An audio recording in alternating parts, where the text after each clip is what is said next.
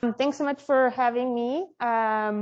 This has been a lot of fun, and I'm going to give you a broad overview about what people have been thinking about in the field of axions and ultralight dark matter in the last 10 years or so. And to remind you why we care about axions, there are many good reasons. So I'm not going to go into all the details, but to summarize, that's not necessary for this audience, but to summarize, axions are solutions to this one of the outstanding theoretical puzzles we have in the standard model. That's the strong CP problem of why there is so little charge parity violation in the strong sector, whereas we see it elsewhere in the standard model. It's defined to be approximately massless particle with mass and couplings coming from a high scale F where there's a broken symmetry.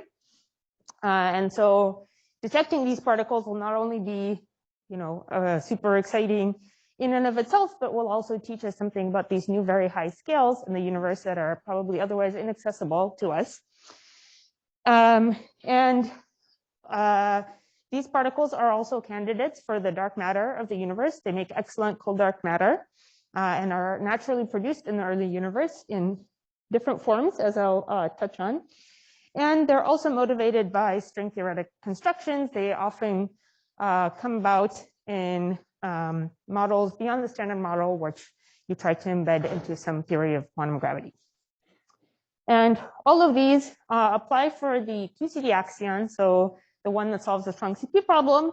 But the last 2 points are interesting in and of themselves to motivate particles beyond the QCD axion, what we call axion-like particles, dark photons, scalar particles like dilitons that also can show up in theories with extra dimensions. I'll focus mostly on axions, just in the interest of time, but I think there's a lot of exciting work that's being done in all of these areas. So this is the parameter space we have. And you have, so the mass on the x-axis and the coupling on the y-axis. And this is where we were about 10 years ago, where the QCD axion is one line in this parameter space. And if it's not the QCD axion, but some other general axion-like particle, the motivated axion dark matter parameter space is in the blue region. And as I already said, the really exciting thing, if you look on this y-axis, is a detection in this parameter space would be immediately pointing to some ultra high scale. These couplings are far above collider scales and go all the way up potentially to the Planck scale. The other important point is the mass scale, where you see these are macroscopic length scales from micron on the right to thousands of kilometers on the left. So we can't use our typical effective field theory thinking of physicists where you say, oh, there's some heavy particle and it's going to interact with our standard model in the same general way, and we can look for its effects. It's interacting with the energies and the length scales of the apparatus in our lab. And so depending on the mass and the energy, the length scale and the energy scale, you have to have vastly different approaches because it'll interact differently with, depending on that length and the energy scale, which is very exciting because there's a lot of room for us theorists to play and try to figure out these different approaches for different parts of this parameter space. So what are the major questions for us theorists is where to look and how to look. So this is a vast parameter space. Are there places that are more or less motivated? And how do we get there? And I apologize ahead of time. This is by no means an exhaustive list of any of the ideas. And I've left many, many interesting ideas out. So where do we look? Which parts of this parameter space are plausible or more motivated than others? And there's been a ton of model building from string theory all the way down to experimental couplings to see where this parameter space is filled in. And there have been ideas that there can be many, many light axions that arise from string theory. These axions can have interesting potentials that are perhaps different from the QCD potential. They can have enhanced couplings to photons or the standard model beyond what we would normally achieve for the standard axion that was proposed in the late 70s. And perhaps they can be very, very light and even have length scales comparable to what would be relevant cosmologically, as Neil briefly touched on. Where do we find these in this parameter space? Depends on if there's the dark matter, depends on whether this Petri-Quinn symmetry that gave rise to the axion is broken broadly before or after inflation. So if it's broken after inflation, the axion field takes on many, many different values in the cosmological, in different Hubble patches. And as the universe expands, these patches come into causal contact, and it can't completely realign itself in a way that is uniform and gives rise to cosmic strings, which then interact in complicated ways. In principle, since this is an average statement across the whole universe, there's a unique value of the axion mass, which is interesting to look for if we live in this scenario. However, this is a very, very difficult problem, which has been worked on actively for a long time, and there's been interesting progress in the last few years, which is that the length scales associated to these strings, that the size of these strings is very, very small compared to the cosmological box in which they live. So to simulate this whole scenario fully is completely impossible. But there's been interesting progress here, and there are some predictions for the axion mass, as well as some understanding of how to extrapolate the existing simulations to the scales to realistic physical scales. There's also the scenario where the Petri-Quinn symmetry is broken before inflation, in which case there's been lots of great, interesting ideas in terms of how to enhance or suppress the axion abundance. The summary is you can roughly live in any part of this parameter space. Some places you have to work much harder and be much cleverer theorists than others, but you can enhance the axion abundance by, say, delaying the start of oscillations when the axion is becoming the cold dark matter. You can introduce some extra energy into the problem by adding some kinetic energy as well as potential energy. You can couple multiple axions, they exchange their energy between one another. And of course, you can always play games in the standard dark matter way where you change the overall trajectory of the universe expansion, and that will affect the late time abundance. You can also suppress the axion abundance and make it more difficult to find. I think one interesting question that we can take away from some of this work is that if you try to enhance the abundance of axions, so as I said here, we can try to live anywhere in this plane, depending on what model we focus on. But if we try to live above the typical line, so closer to where we can reach experimentally, often these models predict enhanced dark matter structures. So you're no longer going to have a smooth axion halo, which is to the typical cold dark matter distribution, but you'll have potentially clumpy structures.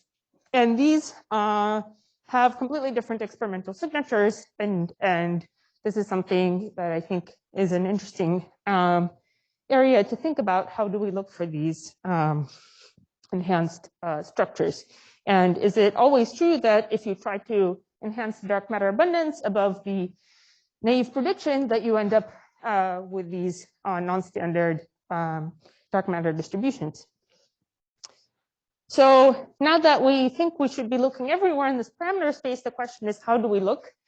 And we already know, given the existing constraints on this plot, so the big gray region is coming from astrophysics, where you typically use very hot dense objects like stars and supernova to produce these very weakly coupled particles in large enough abundance for them to have observable consequences. Or you can take very, very precise measurements like ADMX at the University of Washington, where you use cutting edge technology and to be able to probe to very, very weak amounts of signal. And there's ideas along both of these lines, which I find very exciting. To first look at the extreme environment, there's been the idea of using neutron stars, which already neutron stars place some of the best constraints on axion dark matter, but we can also use them as axion converters. So if axions couple into photons, they can convert in the magnetosphere of these very large, dense objects, which have some plasma around them. And these conversion can emit radio waves that then you can look for. This is very exciting to be doing now because of observations that can actually be done. This was the last paper I found on the topic that places new constraints with recent observations. And then if you do find something, you know, it's messy astrophysics, maybe you don't trust it, you can go, and this is exactly in the range of frequencies that cavity experiments could look and follow up and see a signal. So that's very exciting.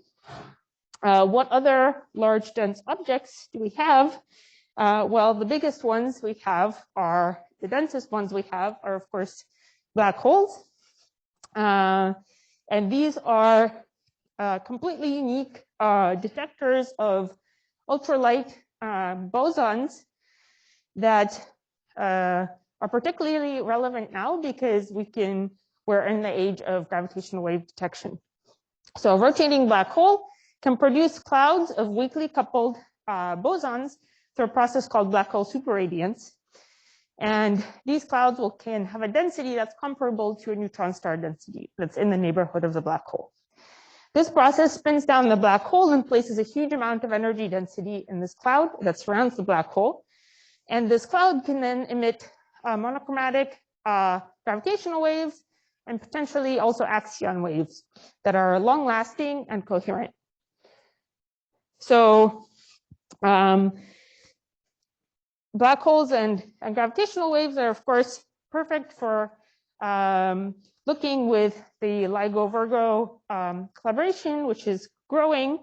So there have already been searches done for these gravitational waves that are being emitted from these clouds, both by me and my collaborators, but also by the LIGO-Virgo collaboration, which are going out there and trying to look for these monochromatic gravitational wave sources from black holes in our Milky Way that could potentially be surrounded by these axion clouds. Okay, and you can also use LIGO-Virgo measurements to see if black holes that are merging have been spun down by this process and use that to exclude particle parameter space. And that's also been done with LIGO data. In the last minute, I also want to touch on the other aspect of what we can do with axion searches, which is precision searches. So that, of course, started back in the 80s with a proposal to look for axion to photon conversion with experiments like ADMX, which is now the first experiment to reach the QCD axion line for the axion being dark matter. And in recent years, this field of precision searches especially for ultralight dark matter has really exploded. So this is just a sample of all the theoretical ideas that have come about for new experimental searches, trying to look for different ranges of dark matter. And since I'm out of time, I'll just touch on one example, which is demonstrates that if you come up with a great idea, you can go from idea to new experimental results in just a few years. So we had this proposal for dark photon and axion dark matter searches where you're trying to use momentum matching of material to convert efficiently dark photons or axions to light. And I'm happy to talk about all of this in far more detail. But this is the cartoon. You have some dark matter that comes in. It converts to a photon because the material the photon lives in has some momentum structure. And then it hits a very sensitive detector. And we just came out with a result from the lamppost collaboration, which cuts into new parameter space with just a few days of runtime. And this is utilizing the fact that there have been huge developments of ultra-sensitive detectors that we can use, and that can be brought into searches with wider parameter space and more different types of couplings. So I think the field is really exciting. It's been covering a huge amount of ground that I can't do justice for in 15 minutes, but we've gone from here to approximately here in the last 10 years. And I think we've got a long way to go. So thanks very much.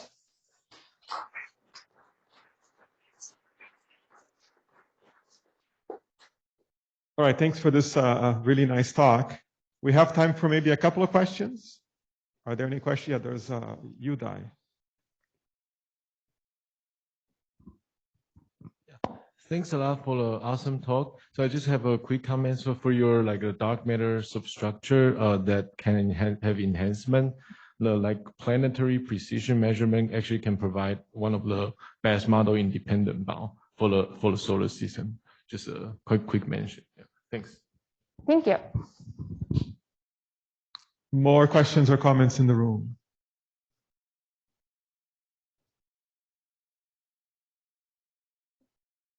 Anything online? So thanks very much. Thank you.